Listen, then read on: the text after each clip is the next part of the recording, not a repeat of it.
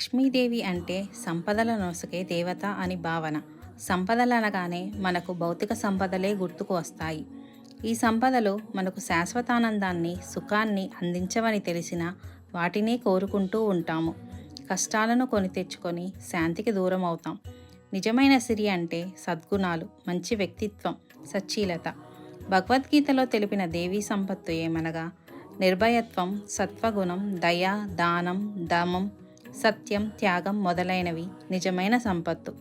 దేవి సిద్ధిబుద్ధి ప్రదాయిని, ధన కనక వస్తు ప్రదాయిని.